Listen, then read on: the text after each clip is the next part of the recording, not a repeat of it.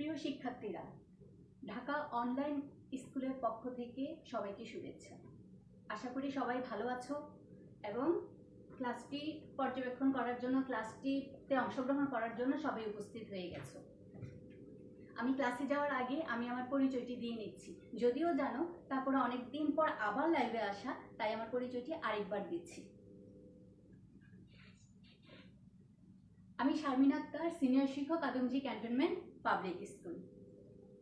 বন্ধুরা, আমি যে কথা বলছি, আমার কথা তোমরা শুনতে পাচ্ছ কিনা, আমাকে দেখা যাচ্ছে কিনা একটু কমেন্ট করে জানিয়ে দিও, তাহলে আমার আরেকটু সুবিধা হবে। আসো আমরা পাঠে চলে যাই।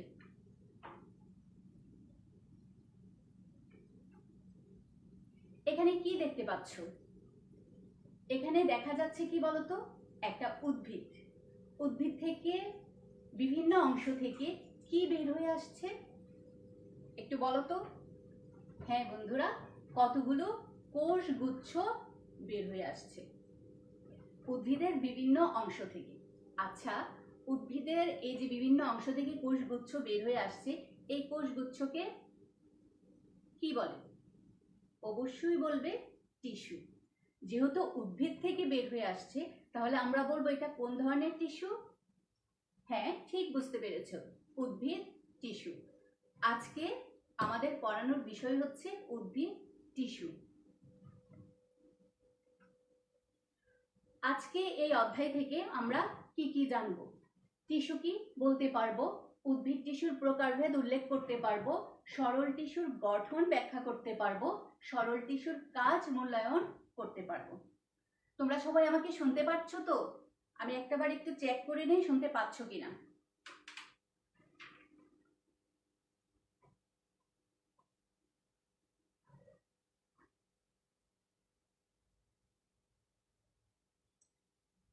এখনো আমাকে শো করছে না।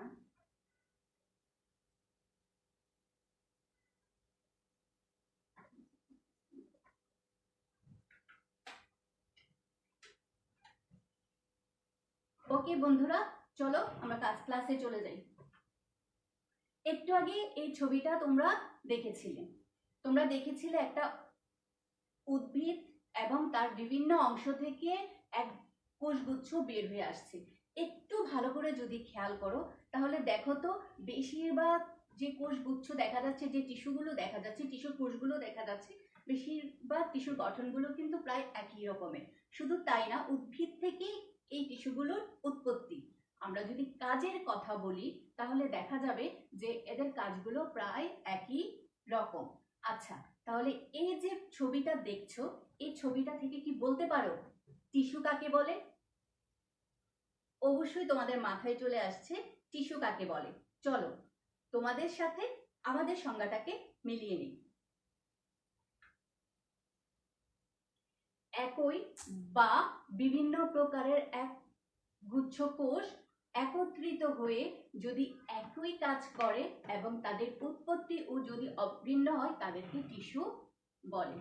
তাহলে টিস্যুর সংজ্ঞাটা দেওয়া যাবে তো? আমরা টিস্যু জানার আগে আমরা টিস্যুর একটু প্রকারভেদটা জেনে নিই, তাহলে আমরা যখন ক্লাসগুলো করতে যাব এবং ক্লাসের ধারাবাহিকভাবে যাব, তখন আমাদের জানা হয়ে যাবে টিস্যুর মধ্যে কোন কোন অংশগুলো আছে। আমরা যদি উদ্ভিদ টিস্যু বলি, উদ্ভিদ টিস্যু হচ্ছে দুই রকমের, ভাজক টিস্যু এবং স্থায়ী টিস্যু। অর্থাৎ উদ্ভিদ টিস্যুকে দুই ভাগে ভাগ করা যায়, একটা হচ্ছে ভাজক টিস্যু আর একটা স্থায়ী টিস্যু। ভাজক টিস্যু হচ্ছে কি, যে টিস্যুর কোষগুলো বিভাজনে সক্ষম, অর্থাৎ এই টিস্যুর কোষগুলো কি হয় বলতো, বিভাজিত হয়। একটু চিন্তা করো যে উদ্ভিদের কোন অংশগুলো বিভাজিত হতে পারে। আমি যদি তোমাদেরকে বলি, আচ্ছা একটা কচি পাতা, সবসময় কি কচি পাতা থাকে না, এটা ধীরে ধীরে বড় হতে থাকে, একটা সময় বয়স্ক পাতায় চলে যায়। যদি ধীরে ধীরে এটা বৃদ্ধি পেতে থাকে, তাহলে অবশ্যই আমরা বলে নিতে পারি কচি পাতার মধ্যে কি থাকে বলতো, ভাজক টিস্যু। আমি যদি তোমাদেরকে বলি, আচ্ছা একটা মূলের অগ্রভাগ বা কাণ্ডের শীর্ষেও, এগুলো কি একই রকম থাকে না বৃদ্ধি পেতে থাকে? তোমরা অবশ্যই বলবে বৃদ্ধি পেতে থাকে। এর মানেটা কি বলতো, অর্থাৎ ওই জায়গাগুলো তো কি থাকে বলতো, ভাজক টিস্যু থাকে। আমি যদি বলি একটা অপরিণত কাণ্ড, ধীরে ধীরে কাণ্ডটা কি হয় বলতো, বৃদ্ধি পেতে থাকে এবং আস্তে আস্তে এমন একটা অবস্থানে চলে যায় যে আর কাণ্ডটা বৃদ্ধি পায় না। তার মানে অপরিণত কাণ্ড, সেখানেও কি থাকে বলতো, ভাজক টিস্যু।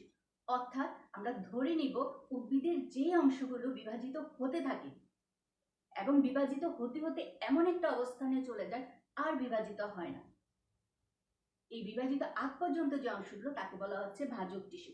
দেখো ঠিক একই কথাই যদি বলি স্থায়ী টিস্যু অর্থাৎ বিভাজনে অক্ষম, অর্থাৎ যে টিস্যুটা কি হচ্ছে বলতো, আর বিভাজিত হতে পারছে না।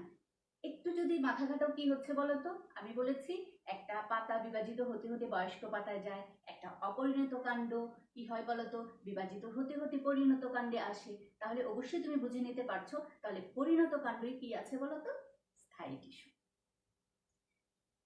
জীববিজ্ঞান বিষয়টা কি জানো, একটু মাথা খাটাতে হবে, একটু বেশি বেশি তোমাকে বইটা স্টাডি করতে হবে, একটু একটু জানতে হবে, এই তারপর যখন একটু চর্চা করবে দেখবে যে জীববিজ্ঞানটা আসলেই খুব সহজ। এখন আসো স্থায়ী টিস্যু। আমরা যদি স্থায়ী টিস্যুর কথা বলি, স্থায়ী টিস্যু হচ্ছে 3 রকমের, সরল টিস্যু, জটিল টিস্যু, ক্ষরণকারী টিস্যু, বা তোমাদের বইয়ে দেওয়া আছে নিঃস্রাবী টিস্যু। এই সরল টিস্যুকে আবার 3 ভাগে ভাগ করা যায়, প্যারেনকাইমা, কোলেনকাইমা, স্ক্লেরেনকাইমা। জটিল টিস্যু জাইলেম, ফ্লুয়েম। আর ক্ষরণকারীর মধ্যেও গ্রন্থি টিস্যু আছে।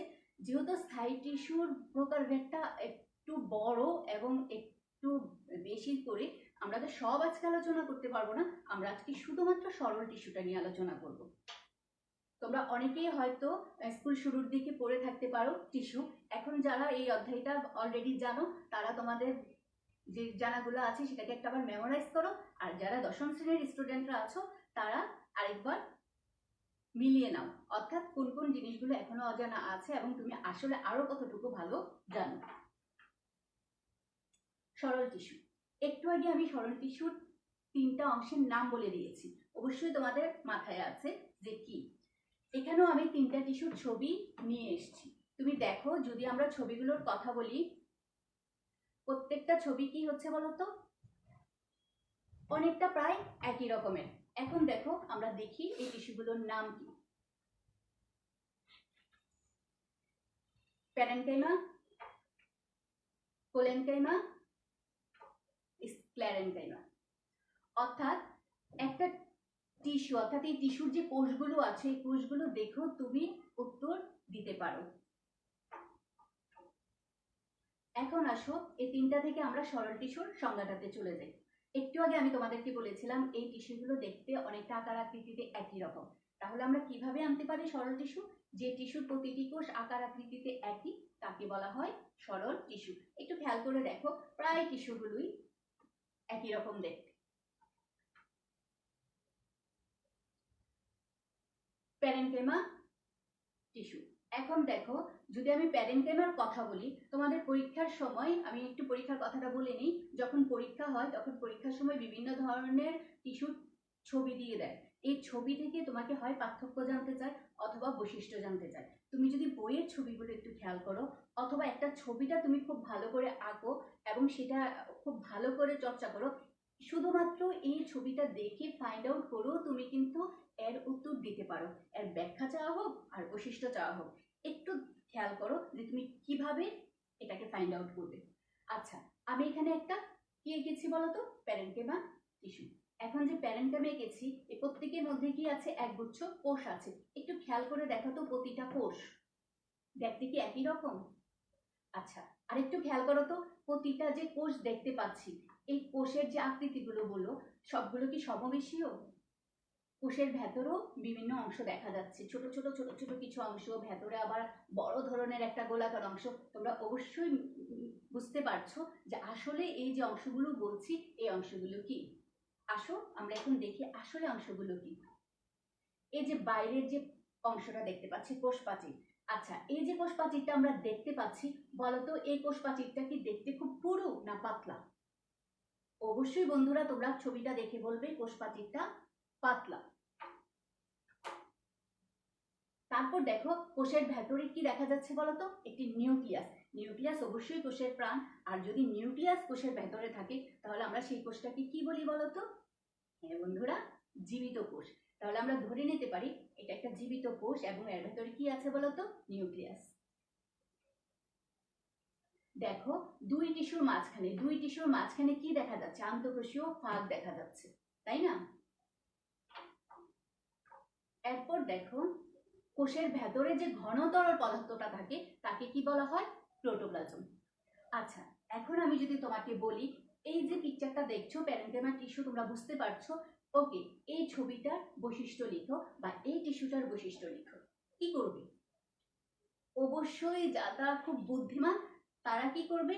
এই অংশগুলোকে একসাথে করে করে পয়েন্ট করে করে একটা বৈশিষ্ট্য তুলে দিবে, তাই না? তাহলে আসো আমরা এই অংশগুলোকে একসাথে করে কিভাবে বৈশিষ্ট্য লিখতে পারি। কোষপ্রাচীর পাতলা, সেলুলোজে নির্মিত। আমি বলেছি এখানে কোষপ্রাচীর পাতলা। আমরা যদি উদ্ভিদ কোষের কথা বলি, কোষপ্রাচীরের গঠনও তোমরা জানো, বিভিন্ন ধরনের উপাদান আছে, সেলুলোজ আছে, হেমিসেলুলোজ আছে, পেকটিন আছে, লিগনিন আছে। নিশ্চয়ই মাথার মধ্যে আসছে কিছু শর্করা জাতীয় উপাদান দিয়ে কোষপ্রাচীরটা গঠিত হয়। এই কোষপ্রাচীরটা যেহেতু পাতলা, তাহলে অবশ্যই আমরা এখানে বলে দিব যে কোন ধরনের কোষপ্রাচীর। এই কোষপ্রাচীরটা হচ্ছে পাতলা, সেলুলোজ নির্মিত। তারপর দেখো এর ভেতরে যে প্রোটোপ্লাজম, তুমি পয়েন্ট করে তুলে দাও, প্রোটোপ্লাজম ঘন। আর এর মধ্যে কি দেখা যাচ্ছে বলতো? নিউক্লিয়াস দেখা যাচ্ছে। তার মানে কি বলতো? নিউক্লিয়াস বিদ্যমান আর অন্তঃকোষীয় ফাঁক থাকে। তাহলে দেখো তো, এই যে পয়েন্টগুলো তুমি ফাইন্ড আউট করতে পেরেছো বা তুমি জানো, এই পয়েন্টগুলো তুলেও কিন্তু আমরা একটা টিস্যুর বৈশিষ্ট্য লিখতে পারি। কি পারা যাবে তো? আরেকটা ব্যাপার হচ্ছে, অবশ্যই এখানে একটু অ্যাড করে নেবে, যেহেতু নিউক্লিয়াস আছে, এই কোষগুলো কি বলতো? জীবিত, সমবেশীয় এবং দেখতে প্রায় কি বলতো? একই রকমের। আরেকটা ছবি দেখো, একটু আগে আমি তোমাদেরকে প্যারেনকেমার একটা ছবি দেখালাম, এখন আমি আরেকটা ছবি নিয়ে এসেছি, এটাও এক ধরনের প্যারেনকেমা, কিন্তু এর মধ্যে একটু পার্থক্য আছে। কি বলতো? এর ভেতরে কতগুলো সবুজ বর্ণকণিকা দেখা যাচ্ছে, রঞ্জক পদার্থ দেখা যাচ্ছে। যেহেতু সবুজ রঞ্জক পদার্থ দেখা যাচ্ছে, এর নাম হয়ে গেছে কি বলতো? ক্লোরেনকাইমা। অর্থাৎ এটাও এক ধরনের প্যারেনকাইমা, বাট এর নাম আমরা কি বলছি বলতো? ক্লোরেনকাইমা। কেন ক্লোরেনকাইমা বলছি বলতো? কারণ এর মধ্যে সবুজ বর্ণকণিকা থাকে। আচ্ছা, সবুজ বর্ণকণিকা কখন থাকে বলো? উদ্ভিদে সবুজ বর্ণকণিকা কখন থাকে? অবশ্যই বুঝে গেছো, এর মধ্যে কি থাকবে বলতো? ক্লোরোফিল থাকবে। ক্লোরোফিল থাকলেই আমরা কি থাকবে বলতো? এই অংশগুলো সবুজ হয়ে যাবে। তাহলে আমরা সংজ্ঞাটা কি দাঁড় করাতে পারি?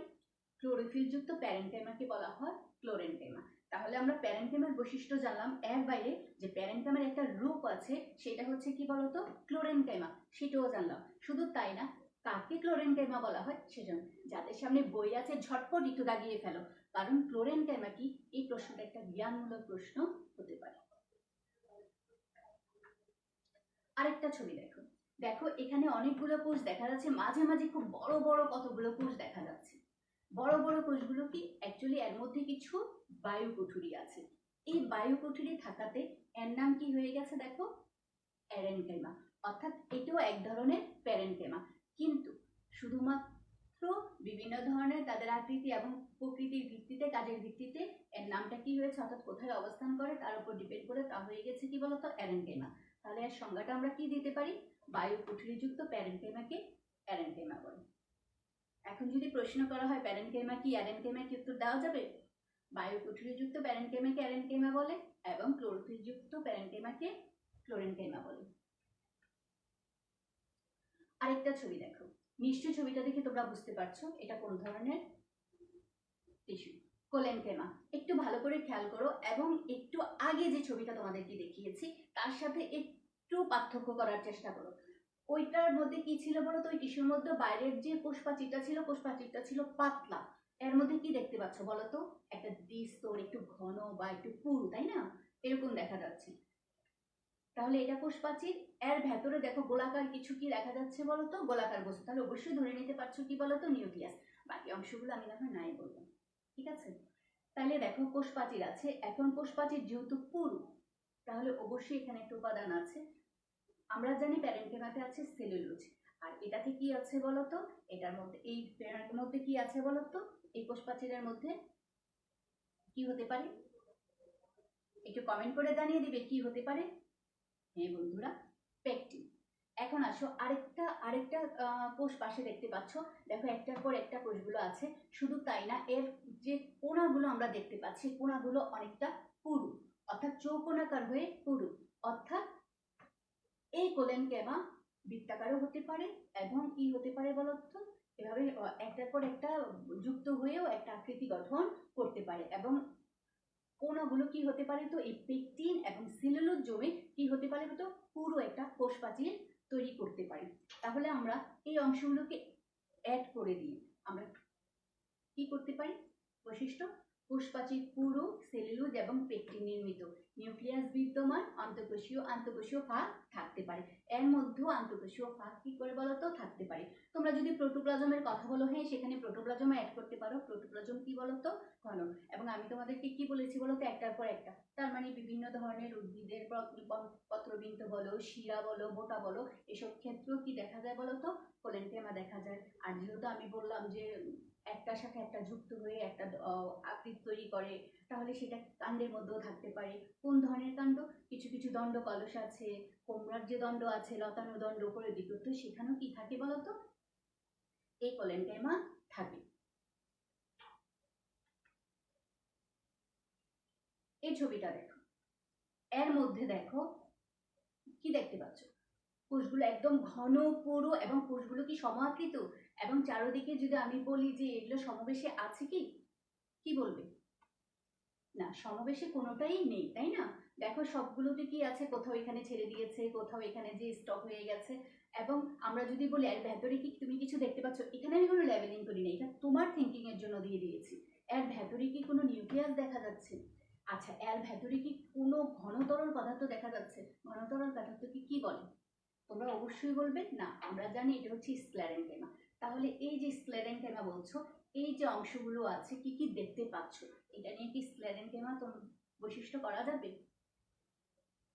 আসো আমরা একটু মিলিয়ে নিই। কোষগুলো শক্ত, লম্বা, পুরু প্রাচীর যুক্ত। কোষগুলো শক্ত হতে পারে, লম্বা হতে পারে, পুরু প্রাচীর যুক্ত হতে পারে। আর এর ভেতরে কোনো ঘনতরল পদার্থ দেখা যাচ্ছে না, তাহলে আমরা বলতে পারি এই প্রোটোপ্লাজম বিহীন। আর যেহেতু বলেছি কোষ প্রাচীর আছে, তাহলে কোষ প্রাচীরে অবশ্যই কোনো একটা উপাদান আছে। আমি যদি বলি প্যারেনকাইমায় আছে সেলুলোজ, তারপরে আমরা গেলাম কোলেনকাইমায়, কোলেনকাইমায় আছে সেলুলোজ এবং পেকটিন, আর এখানে কি আছে বলতো, লিগনিন। এই যে অংশটা দেখছো, এটা খুব ইম্পর্টেন্ট একটা বিষয়, যে স্ক্লেরেনকেমার কোষ প্রাচীর কোন পদার্থ যুক্ত, তখন তোমরা লিখবে লিগনিন। এই অংশটা একটু কষ্ট করে একটু দাগিয়ে রাখো, কারণ দাগানোর কথা বারবার বলছি এই কারণে, যখন তুমি বইটা ওপেন করবে তখনই তোমার চোখে ওই অংশটা পড়বে এবং সেটা আরেকবার রিভাইজ দেওয়া হবে। আর বলছে এতে দুই ধরনের কোষ দেখা যায়। আচ্ছা দুই ধরনের কোষটা কি, একটা হচ্ছে ফাইবার, একটা হচ্ছে স্ক্লেরেন। আসলে কি জানো, ওদের গঠনের ভিত্তিতে ওদেরকে দুই ধরনের কোষ দেখা যায়, একটা হচ্ছে ফাইবার, একটা হচ্ছে স্ক্লেরেন। বিভিন্ন ধরনের তন্তুময় অংশ আছে। এই যে ফাইবার, এই ফাইবারের আরেকটা নাম আছে, সেটা হচ্ছে বাস্ট ফাইবার এবং সার্ভিস ফাইবার। তোমরা এই ছবি দেখেও বুঝতে পারছো এই কোনাগুলা কিভাবে পুরু হয়ে গেছে। তারপর দেখো এই অংশগুলো প্রোটোপ্লাজম বিহীন, তারপর এর ভেতরে বড় বড় কোষ আছে এবং প্রাচীরগুলো একটার সাথে একটা যুক্ত হয়ে কূপ তৈরি করে, এবং সে অনুযায়ী এটাকে দুই ভাগে ভাগ করা যায়। আরেকটা কথা স্ক্লেরেনকেমা নিয়ে না বললেই না, যখন প্রাথমিক অবস্থায় স্ক্লেরেনকেমা থাকে তখন এর মধ্যে হালকা কিছু প্রোটোপ্লাজম থাকতেও পারে। আস্তে আস্তে যখন এটা পরিণত হতে থাকে তখন কি হয় বলতো, এর প্রোটোপ্লাজম বিহীন হয়ে যায়। যখন প্রোটোপ্লাজম বিহীন হবে, নিউক্লিয়াস বিহীন হবে, তাহলে অবশ্যই সেখানে কি থাকবে না বলতো, প্রাণ থাকবে না, অর্থাৎ আমরা একে জীবিত কোষ প্রাচীর বলতে পারবো না। তাহলে আমরা তাকে কি বলবো, হ্যাঁ ঠিকই ধরতে পেরেছে, এটা হবে মৃত কোষ প্রাচীর। তারপর দেখো স্ক্লেরাইড, এটা দেখতে কারো কারো হতে পারে। এই যে স্ক্লেরাইড বলছো, এটাও পরিণত অবস্থায় কি হয় বলতো, একটা শক্ত প্রাচীর তৈরি করে, যার ফলে কি বলা হয়, স্টোন সেল বলা হয়। বন্ধুরা আমরা প্যারেনকেমা, কোলেনকেমা এবং স্ক্লেরেনকেমা তিনটারই ছবি দেখলাম এবং ছবি ধরে ধরে আমরা বৈশিষ্ট্যতে গেলাম। তোমরা নিশ্চয়ই বইটাকে ফলো করবে এবং বইয়ের ছবিগুলো খেয়াল করবে, এবং ছবি থেকে যদি প্রশ্ন আসে নিশ্চয়ই ছবি দেখে তোমরা বৈশিষ্ট্য লিখতে পারবে। আচ্ছা এখানে আমি একটা প্রশ্ন নিয়ে এসেছি তোমাদের জন্য। যতগুলো তোমরা প্রিভিয়াস স্লাইডে যা দেখেছো এবং এর থেকেই এখানে দুইটা ছবি দেওয়া আছে, তোমরা অবশ্যই বুঝতে পারছো এটা কোন ধরনের টিস্যু, এটা কোন ধরনের। বলছে টিস্যুগুলো একই টিস্যুর ভিন্নরূপ হওয়ার কারণ ব্যাখ্যা করো। আমি তোমাদেরকে একটা টিস্যুর কথা বলেছিলাম যেটা ভিন্ন রূপে থাকতে পারে, অবশ্যই অবশ্যই সেটা চিন্তা করছো। এই প্রশ্নটা হচ্ছে একটা অনুধাবন প্রশ্ন, কখনো কখনো এটা প্রয়োগও থাকতে পারে, ঠিক সেভাবে প্রশ্নটা তোমরা রেডি করবে। এতটুকু ক্লাস থেকে নিশ্চয়ই তোমাদের সরল টিস্যু সম্বন্ধে একটা ভালো ধারণা হয়েছে এবং অবশ্যই তোমরা ওইগুলো দেখে দেখে দেখে দেখে আনসার করতে পারবে। আমি তো তাই মনে করছি, তোমরা কি মনে করছো? নিশ্চয়ই পারবে। আচ্ছা, যদি তাই বলি, এর বাইরে দেখো, আসো আমরা এতক্ষণ টিস্যু নিয়ে কথা বলেছি, আমরা কোথায় কোথায় থাকি সেটা বলেছি। একটু আগে বলেছিলাম যে কিছু টিস্যু থাকে যেটা কি হয় বলতো, বিভিন্ন কিছুর উপর জড়িয়ে জড়িয়ে উপরের দিকে যেতে পারে। এখানে দেখো একটা উদ্ভিদ সেটাকে কি করছে বলতো, একটা অঙ্গকে দৃঢ়তা প্রদান করছে। এটা দেখো একটা উদ্ভিদ খাদ্যের জন্য এখানে পাখি এসে বসে আছে। এই সবই তো উদ্ভিদের ব্যাপার, তাই না? এখন আসো আমরা দেখি টিস্যুর কাজগুলো কি।